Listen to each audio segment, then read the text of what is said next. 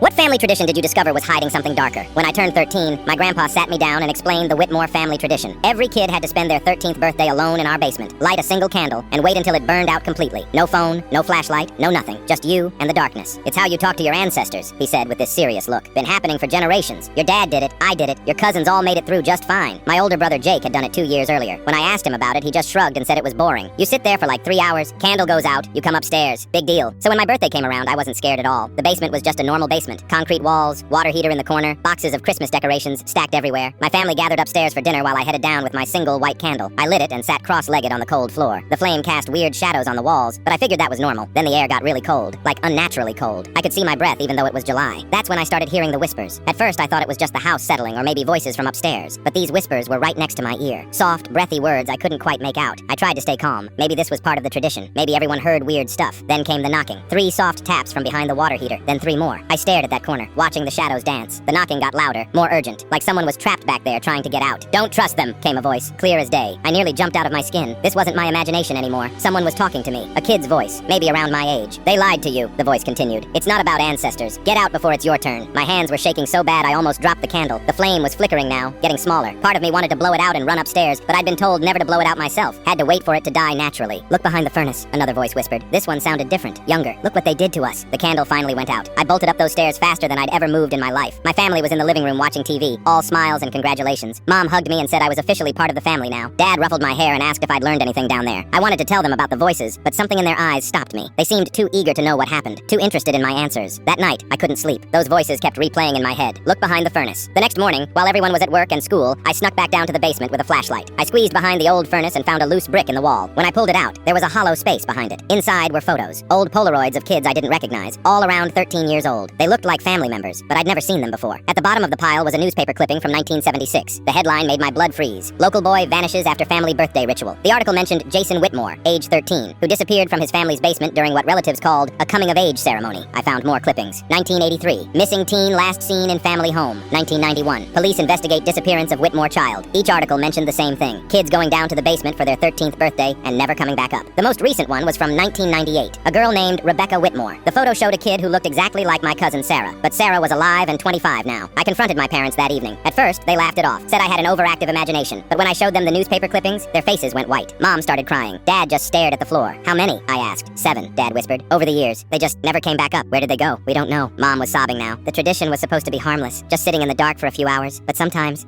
kids would go down and we'd never see them again. "And you kept doing it?" Dad looked up at me with tears in his eyes. "We convinced ourselves it was just bad luck, that maybe they ran away. We couldn't accept that the tradition itself was killing them," I finished. The house felt different after that.